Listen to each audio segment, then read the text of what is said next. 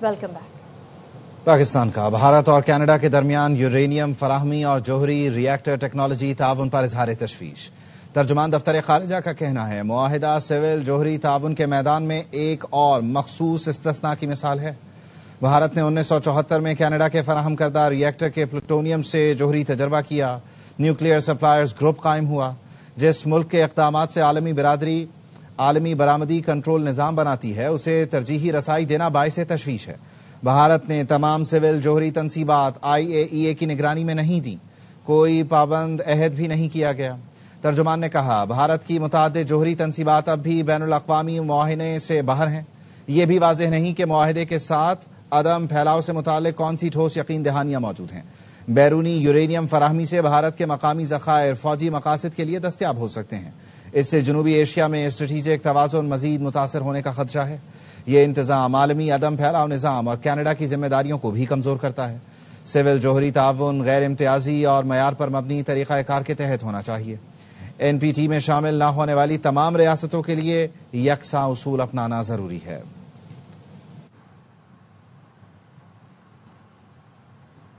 Operation غضب للحق جاری ہے۔ افغان طالبان اور فتنہ الخوارج کے خلاف پاک فوج کی کارروائیاں بھرپور طاقت سے کی جا رہی ہیں۔ سیکیورٹی ذرائع کے مطابق قندھار میں افغان طالبان کے بریگیڈ ہیڈ کوارٹرز 205 کور کو تباہ کر دیا گیا۔ پاک فوج نے کارروائی میں افغان طالبان کے ایمونیشن ڈپوز کو بھی نشانہ بنایا۔ سیکیورٹی ذرائع کے مطابق پاک فوج کی مؤثر کارروائیوں میں افغان طالبان کو بھاری فوجی نقصانات کا سامنا ہے۔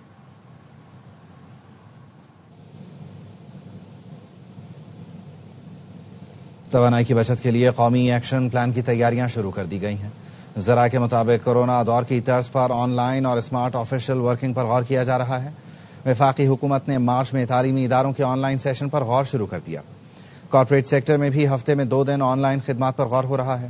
ٹیلی کام اور IT کمپنیوں میں بھی ہفتے میں 2 دن آن لائن ورکنگ پر غور کیا جا رہا ہے۔ مارچ میں تمام دفاتر میں صرف ضروری اسٹاف موجود رکھنے پر غور ہو رہا ہے۔ مارچ میں تمام دفاتر میں کم از کم اسٹاف کی موجودگی ضروری بنانے پر غور کیا جا رہا ہے۔ دفاتر میں شیئرنگ رائٹس کے لیے مختلف تجاویز تیار ہو سکتی ہیں۔ رواں ماہ تمام دفاتر میں ممکنہ ملازمین کو ہفتے میں 2 دن آن لائن خدمات دینے پر غور ہو رہا ہے۔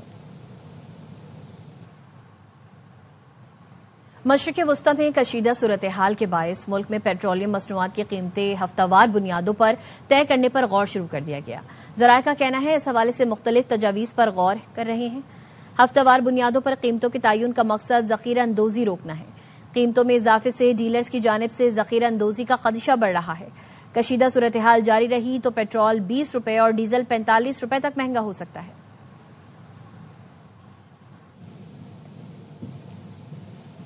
مشرق وسطی میں حملوں اور ایران کی جانب سے آبنائے ہرمز کی بندش کی وجہ سے بین الاقوامی منڈی میں خام تیل کی قیمتوں میں آج بھی اضافہ ہوا۔ خبر ایجنسی رائٹرز کا کہنا ہے لندن برینٹ کروڈ آئل کی قیمت 3.26% اضافے سے $83.99 فی بیرل ہو گئی۔ ویسٹ ٹیکساس کروڈ آئل کی قیمت 3.7% بڑھ گئی۔ فی بیرل قیمت $77.42 ہو گئی۔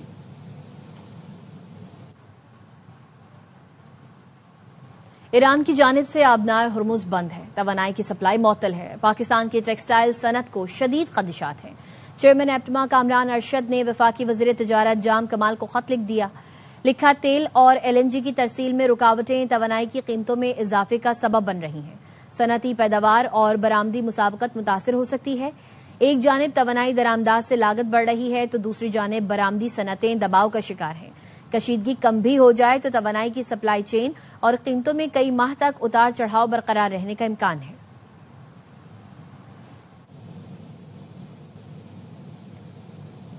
روس کے صدر ولادیمیر پوٹن نے توانائی کی قیمتوں میں اضافے کے بعد یورپ کو گیس سپلائی روکنے کا امکان ظاہر کر دیا۔ پوٹن نے کہا یورپی یونین روسی گیس اور LNG پر پابندی لگانا چاہتی ہے۔ روسی گیس اور تیل پر پابندیاں لگیں تو روس کے لیے دیگر منڈیوں کا رخ کرنا فائدہ مند ہو سکتا ہے۔ انہوں نے مزید کہا تیل کی قیمتیں ایران پر جارحیت اور روسی تیل پر مغربی پابندیوں کی وجہ سے بڑھ رہی ہیں۔ مزید خبریں بریک کے بعد۔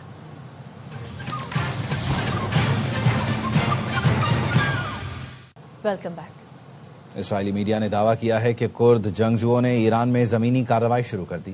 رپورٹ کے مطابق ایرانی کرد عسکریت پسند شمال مغربی ایران میں زمینی کارروائی کر رہے ہیں۔ ایرانی سیکورٹی حکام نے ایران میں کرد جنگجوؤں کے داخلے کی تردید کی۔ ایرانی سرکاری میڈیا کے مطابق ایرانی وزیر خارجہ نے عراقی کرد رہنما برزانی سے ٹیلی فونک رابطہ کیا۔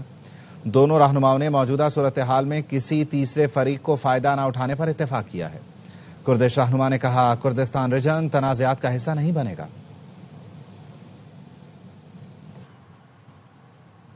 ایران نے اسرائیل پر حملوں کی 19ویں لہر شروع کر دی۔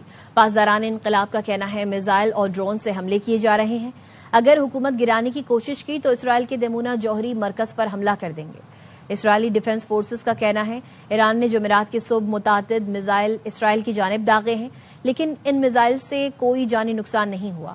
اے ایف پی کے صحافیوں نے اس سے قبل یروشلم میں دھماکوں کی آوازیں سنی تھیں۔ الجزیرہ کا کہنا ہے امریکی اور اسرائیلی طیاروں نے تہران سمیت دیگر شہروں میں شدید بمباری کی۔ 6 دن سے جاری حملوں میں شہید ہونے والوں کی تعداد 1045 ہو گئی ہے۔ 6000 زخمی ہیں۔ زخمیوں میں 300 بچے بھی شامل ہیں۔ اسرائیلی فضائیہ کا کہنا ہے ایران پر 5000 ٹن سے زائد گولہ بارود گرایا جا چکا ہے۔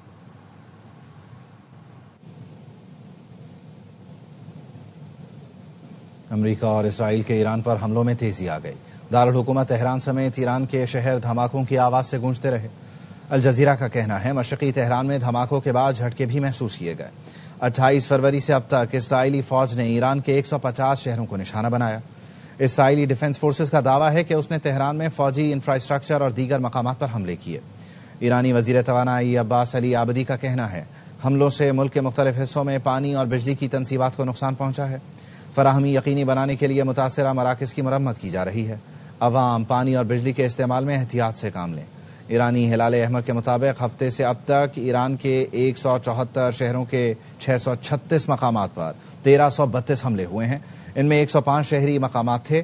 امریکی اور اسرائیلی حملوں میں 14 طبی مراکز اور ہلال احمر کی 7 عمارتیں بھی نشانہ بنی ہیں۔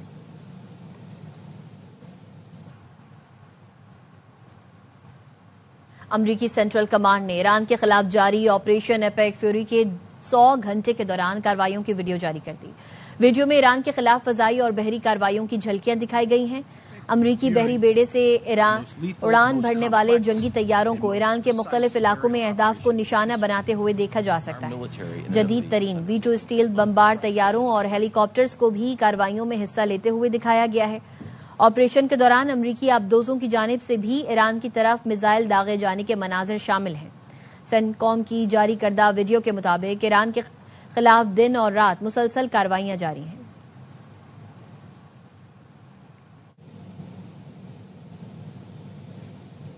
امریکہ نے اعتراف کیا ہے کہ ایران سے فائر کی جانے والی ہر چیز نہیں روک سکتے۔ امریکی وزیر جنگ پیٹ ہیگسیت نے پریس بریفنگ میں بتایا ہم نے کاؤنٹر UAS سسٹم نصب کر دیا ہے، لیکن اس کا مطلب یہ نہیں کہ ہم ہر چیز روک سکتے ہیں۔ انہوں نے تسلیم کیا کہ ایران سے ہونے والے بعض فضائی حملے اپنے اہداف تک پہنچ سکتے ہیں، لیکن امریکی فوج تیزی سے ایران کی فضائی حدود پر کنٹرول قائم کر رہی ہے۔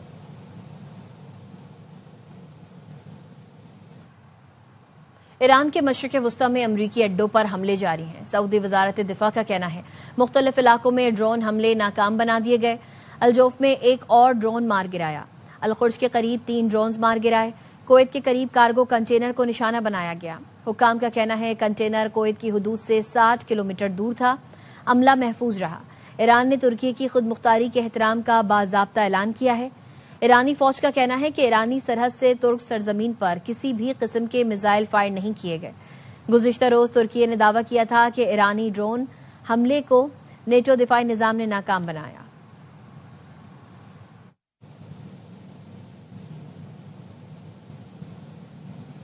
قطر کی وزارت داخلہ نے احتیاطی اقدام کے طور پر دوحہ میں امریکی سفارت خانے کے قریب رہنے والے شہریوں کو وہاں سے نکالنا شروع کر دیا ہے۔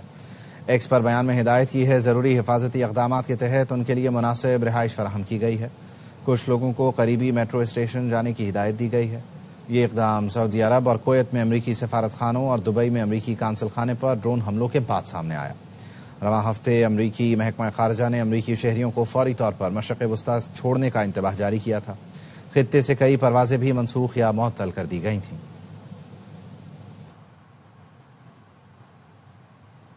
بھارت نے پھر ایران کی پیٹھ میں چھرا گھونپ دیا۔ ایرانی بحری جنگی جہاز کو سری لنکا کے قریب امریکی آبدوز نے تباہ کر دیا۔ ایرانی جنگی جہاز مودی کی دعوت پر مشقوں کے لیے 17 فروری کو بھارت پہنچا تھا اور مشقوں کے بعد واپس آ رہا تھا۔ بھارت نے جہاز تباہ ہونے کے بعد ریسکیو سرچ آپریشن میں حصہ نہیں لیا۔ بھارتی حکومت نے جہاز کی تباہی پر ایران سے نہ رابطہ کیا نہ اظہار افسوس۔ کیا بھارت نے امریکہ اور اسرائیل کو ایرانی جنگی جہاز کی مخبری کی؟ سوال اٹھ گئے۔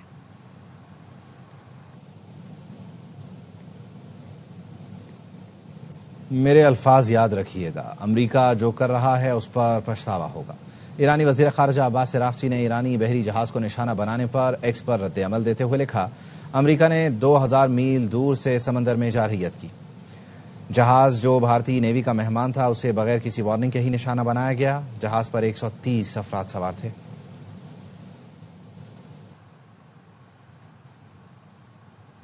امریکی صدر ڈونلڈ ٹرمپ نے پوری قوت سے ایران پر حملے جاری رکھنے کا اعلان کر دیا۔ واشنگٹن میں گول میز کانفرنس سے خطاب میں کہا، ہم ایران پر حملہ نہ کرتے تو ایران حملہ کر دیتا، حملہ نہ کرتے تو ایران 2 ہفتوں میں جوہری ہتھیار بنا لیتا۔ پاگل لوگوں کے پاس ایٹم بم ہو تو یہ نقصان دہ ہو سکتا ہے۔ ایران میں جو بھی لیڈر بننا چاہتا ہے مار دیا جاتا ہے۔ Exciting times. We're doing very well on the war front. On a scale of 10 at about a 15. We didn't terminate the worst deal, one of the worst deals ever made, the Obama nuclear deal. We're in a very strong position now. And their leadership is just rapidly going. Everybody that seems to want to be a leader, they end up dead. There's progress that's being made. Their missiles are being wiped out rapidly. Their launchers are being wiped out. They're attacking their neighbors. It's really a nation that was out of control, and they would have used it on us if we let them, if we waited any longer. If we didn't hit within 2 weeks, they would have had a nuclear weapon. And when crazy people have nuclear weapons, bad things happen. امریکی Saint میں Trump کے جنگی اختیارات محدود کرنے کی قرارداد مسترد۔ امریکی سینٹ کی اکثریت نے ٹرمپ کی ایران کے خلاف فوجی مہم کی حمایت کی۔ ایران کے خلاف کارروائی کے لیے کانگریس سے منظوری کی شرط کی قرارداد مسترد کر دی گئی۔ 100 رکنی ایوان میں 53 کے مقابلے 47 ووٹوں سے قرارداد مسترد ہوئی۔ امریکی سینٹ نے ایران کے خلاف جنگ روکنے کی کوشش ناکام بنا دی۔ سینٹ میں ٹرمپ کے جنگی اختیارات محدود کرنے کی قرارداد پر ووٹنگ کی گئی۔ قرارداد کا مقصد صدر ٹرمپ کو ایران میں مزید فوجی کارروائی سے روکنا تھا۔ ڈیموکریٹس کا موقف ہے کہ امریکی صدر ٹرمپ نے کانگریس کو نظر انداز کیا۔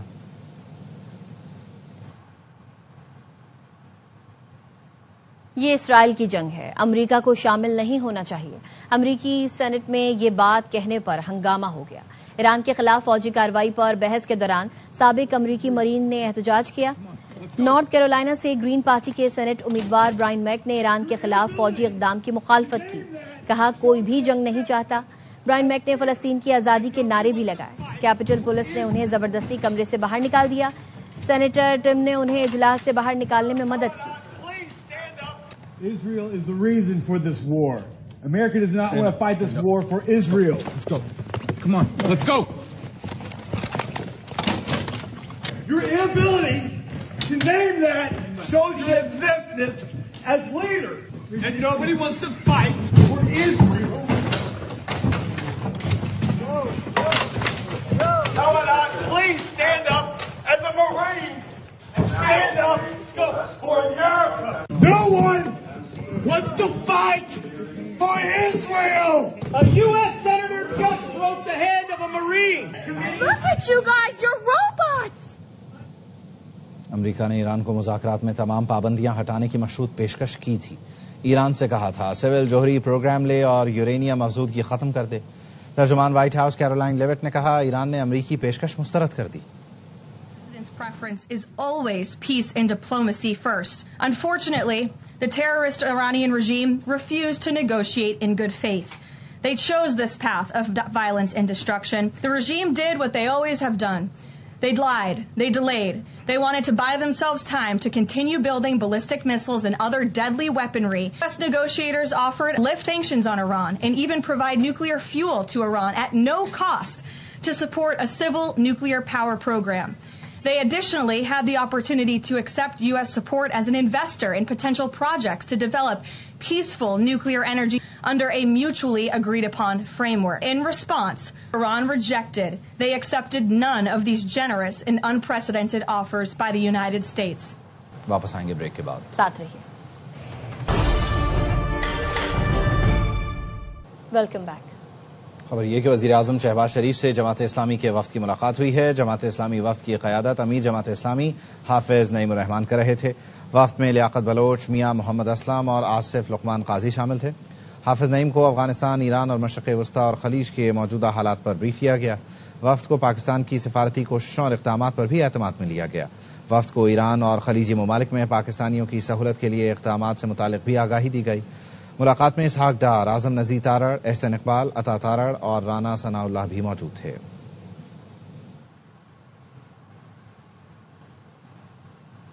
فی الوقت اتنا ہی.